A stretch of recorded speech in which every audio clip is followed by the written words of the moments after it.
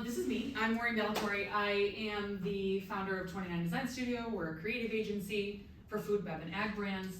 I grew up on a farm, which is where I got my start in agriculture.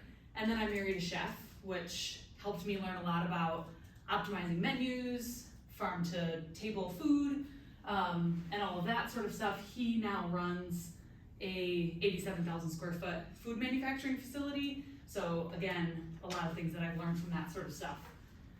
My team has 9 people. I'm not a cannabis expert, and we have not yet worked with cannabis brands, but we've done a lot of CPG and we've done a lot of agriculture. So I'm hoping that a lot of that will translate, but I always like to make that clear up front too, so that there's no misunderstandings about that.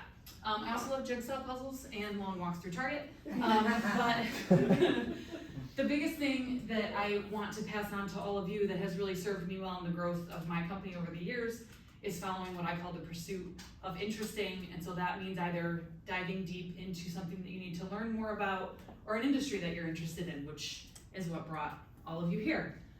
So a lot of these are some of the clients that we've worked with that are regional and or national, some are international. A lot of them are manufacturing, so a lot of our experience on the food and beverage side comes from that side of things as well.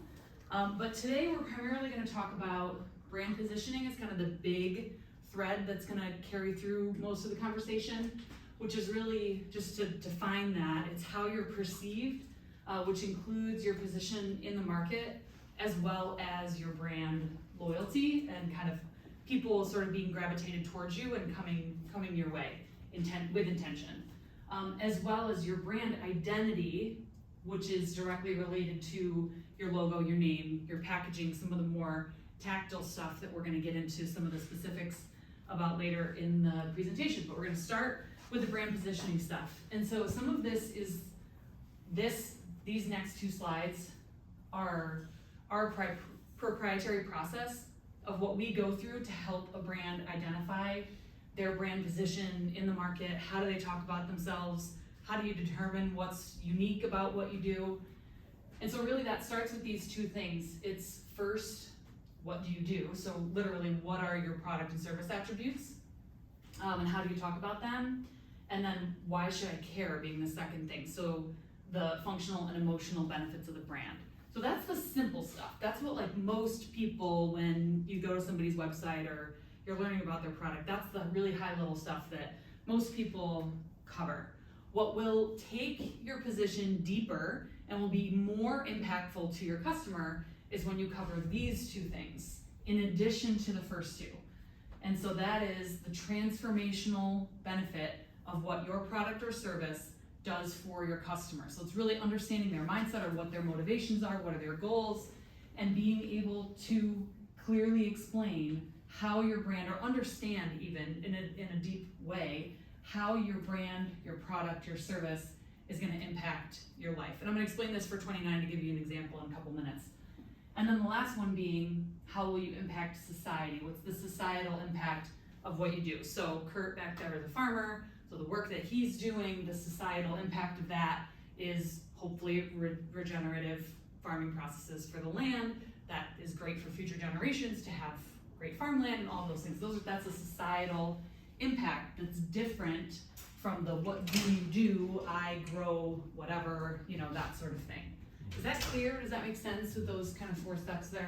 So for our agency, just to kind of give that example, we are a creative agency, so we do branding, we do marketing services, that sort of design. Why should I care? Because we can help you grow your brand. How is that going to impact my life? Well, growing your brand is going to help you make more money, create more jobs, impact more households and families. The societal impact of that is the stronger jobs make for stronger communities, make for better lives in our regular day-to-day, which is the societal impact, right? So that's much more than just the work that we do. So when you think about, ask yourself those questions to understand your position in the market. Questions about that? Okay. So here's a really great example. I was gonna use water, but I felt coffee was another good one, because water's free, right? And yet we're paying money to put it in a bottle, which is a whole other conversation. But so For example, Folgers has been around since the early 1990s and has been the best-selling ground coffee in the United States. Death Wish is on the newer side. They've been around since 2012. Most badass coffee in the United States. Self-determined. But the example here, right, is that essentially when you think of it at a super high level, the same product is going into those two packages, theoretically. So Death Wish, not Folgers, because they're more cost effective, right? They're a more cost effective solution. Death Wish, you'll see later that how the price point is comparing there, but they entered the market significantly later, and they had to steal market share from Folgers, right? And convince people to buy that brand instead. And so that's where positioning comes in. We'll come back to that in a little bit, about why some of that is important and how it impacts things like your price, your demand to your customer, and that sort of thing. I wanted to segment a little bit into naming and a couple of rules, because that, again, being one of the things with your brand identity is really closely related to your brand position. So one of my rules is, it's a general marketing rule, your brand needs to be easy to pronounce, spell, and remember. Does anybody know how to pronounce, actually, somebody who doesn't know how to pronounce that, want to try and pronounce that? Fage. Incorrect. Phage. Nope. Fage. Nope. Fig. Fagi. Fagi. Faye. Fage. Oh, you know what So else somebody makes sense? said to you, we don't think so. right, exactly. So somebody said to you, oh my God, I tried this new yogurt brand, it's so good, you've got to go get it. It's called Faye. That's not what I would be looking for in the grocery store. So think about, from the naming perspective, right, how those things can either help you or hinder you in multiple ways. Another thing is, we're going to talk a lot more later about legal stuff and the attorney stuff and all that stuff. You can start yourself on a good path with that yourself. And that's with the USPTO. So when you do decide on your name, let's say you choose to be Faye, you have to make sure that the name that you're trying to claim for yourself is unique. Nobody else is using it. So the first step is search Google. Is anybody else using that? If you find somebody else that's using the name, sometimes if you're in a very different industry, you can still use it. Or if you're in a different country or something like that, and that's gonna depend on the trademark. So Google is your friend, start there. And it's not necessarily a hard stop. Look at Meta, right, is an excellent example. Facebook, created Meta as a big part of their brand. There was another company or other companies that were using that, but they were in different industries, so they kind of just ate them. So search Google first, and then you can search the USPTO website, and that's a link directly to the page that you want. The slides are gonna be available. They are available now at that link. That you can download this whole thing and click on that and just search for the name that you want, and it will tell you if anybody's claimed that name for their business and what industry it's in, because your trademark can be in you have to identify your industry. Okay, so why does all of this matter? That was like a bunch of information. Why do I care? So what it really comes down to is your brand position is gonna help your alignment that you have with your customer. That's gonna drive demand, which is gonna influence price and the value that the customer feels from the product or service that they're buying from you. So now let's go back to our friends at Folgers and Death Wish. I wanna be Death Wish, right? Like I wanna sell my coffee for $19.99 a pound instead of $6.56 a pound, right? A lot of people think that. But the other thing to consider with all of this is they're selling significantly more at that $6.56 a pound price point. So they're selling a lot more of their value brand compared to Death Wish has to sell a lot less. It's the economies of scale, right? Has to sell a lot less of these 1 pound bags at $19.99 to earn the same profit. Does that make sense? Mm-hmm. Right? So almost everyone I talked to so far in the cannabis industry says, I want to make a premium brand. I want to be a premium brand. So the point that I want to make about that is it's okay to be Folgers too. There's room in the market for everybody. And if you are gonna be the death wish of the cannabis industry, just be prepared that you are gonna have to put a lot more investment into building the brand, creating the identity, doing your positioning, ongoing marketing, aligning with your customers. This is social media management, this is retail, partnerships with the dispensaries. This is like the above and beyond stuff if you wanna be death wish, which is great.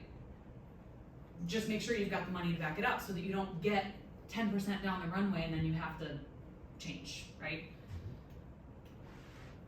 So now we're gonna talk a little bit about packaging, and these slides, unfortunately, from the design aesthetic in me are gonna get a lot more dense, but it's the dense part of the conversation, as I'm sure most of you know. Can I stop you for a second, real Yeah. quick? Mm-hmm. I'm gonna go back to the brand real quick. Yeah.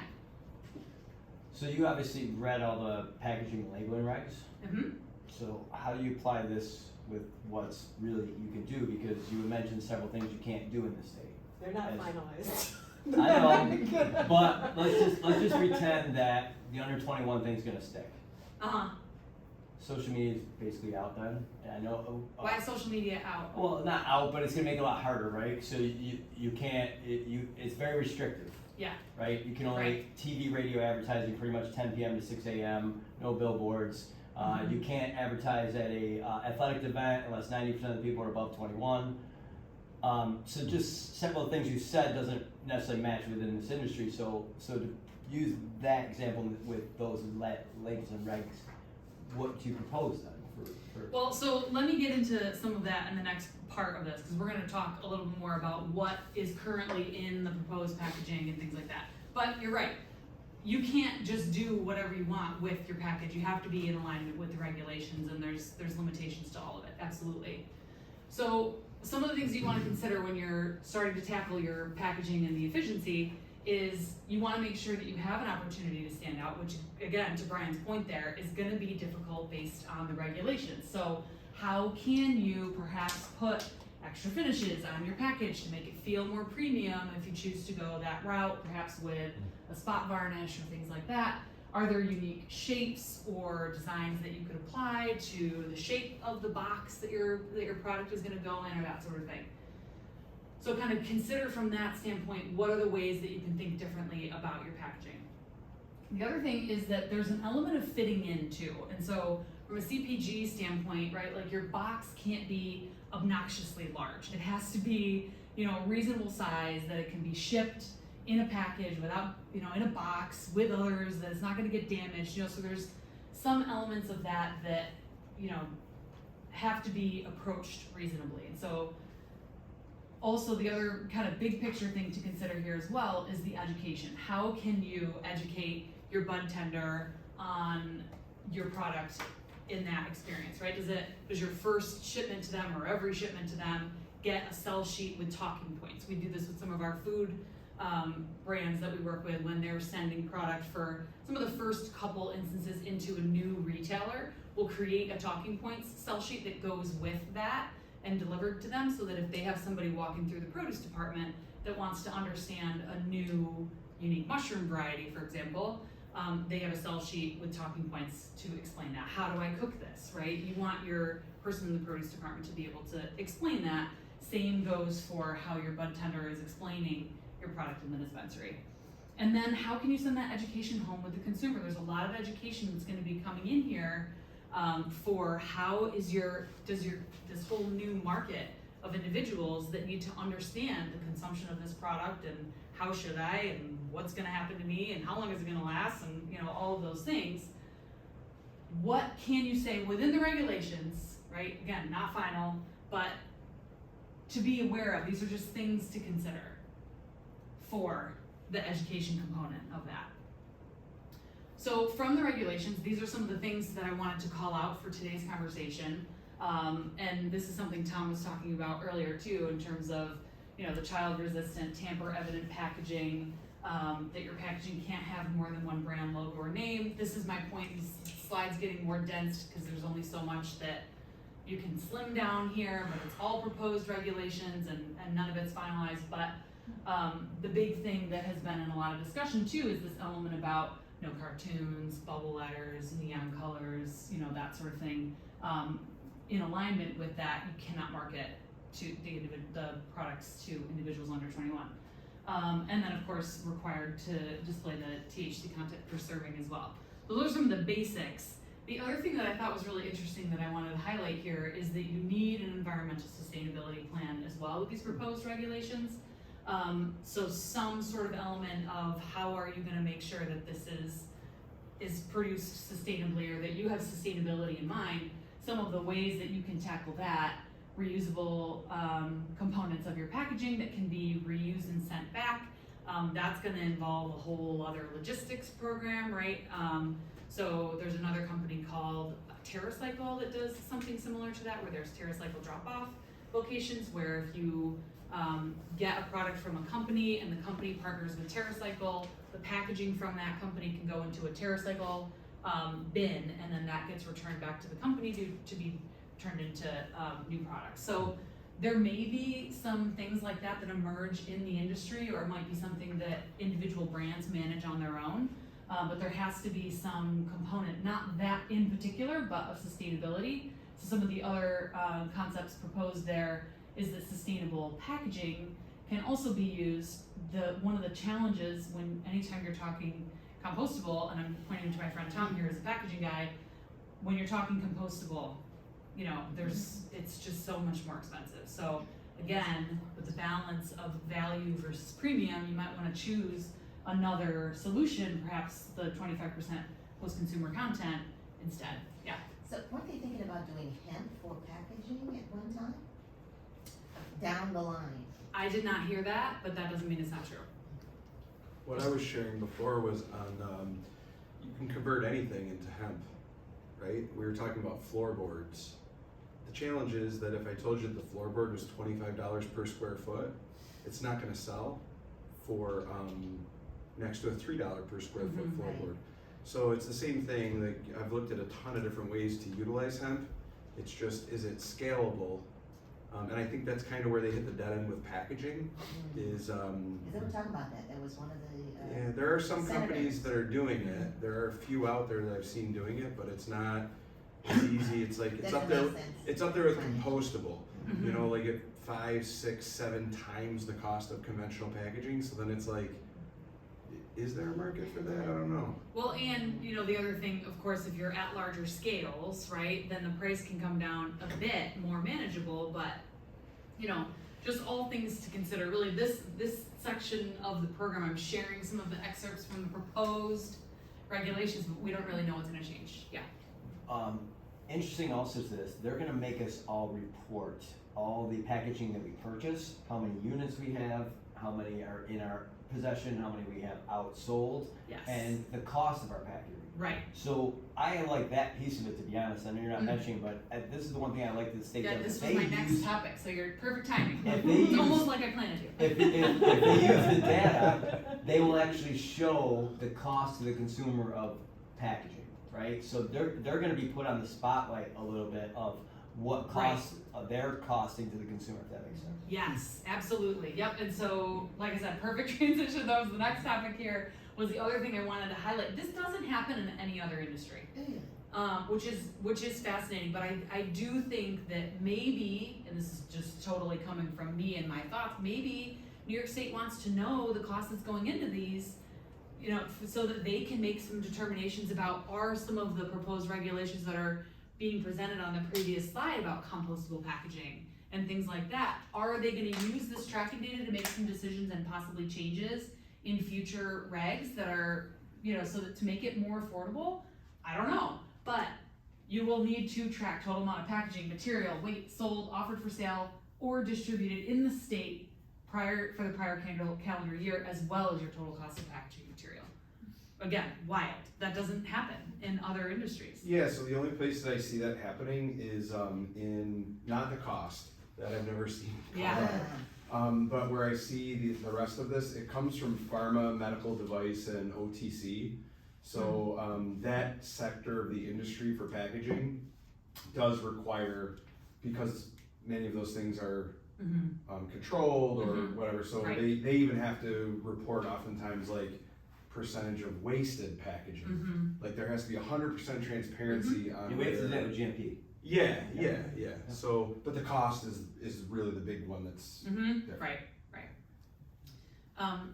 So in case that's not clear, you're gonna want an attorney. One of the slides previously, by the way, I didn't read, but there's a disclaimer, I'm not an attorney, this is not legal advice, all of that good stuff, and you're gonna want one. So I'm sure if you don't have one, NYCGPA can help point you to some good folks. I know there's some people that have been engaged in the community.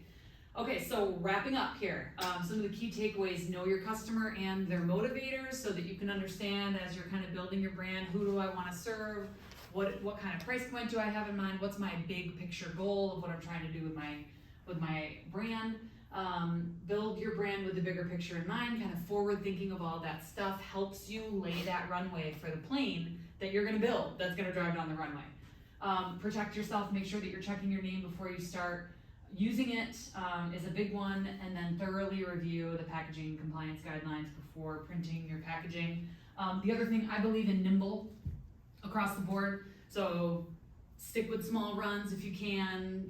Again, like that's gonna be a tough balance if you're trying to run compostable packaging. It is expensive, I understand that, but also, so another example, there was a Christmas tree company that we worked with in Maine that had these huge boxes and they didn't know how many they were gonna need. Anyway, instead of printing directly on the box, we went with a sticker, so that was a good solution. I'm not sure if that's gonna work in this industry. Again, proposed regulations, but think nimble as much as you possibly can. What are the ways that you can think outside the box here? And, contact people that are already doing this in the industry, right? This is a great community of people that are happy to help each other. So talk to packaging people, talk to people that are already, like Brian, that are already working in the industry that might be able to give you some guidance especially before you do a really big packaging run. And I was talking to Lisa recently too about brands that you've worked with in other states, right, that have had to reprint, and it's like nobody feels good about it. You don't want to run it. I don't want to charge you the design fees. Sometimes you have to, so especially with compliance in mind, because that's a big deal. So that's kind of the big picture. Let's be friends. You can find me on LinkedIn, and you can download the slides at my website /NYCGPA. Nice.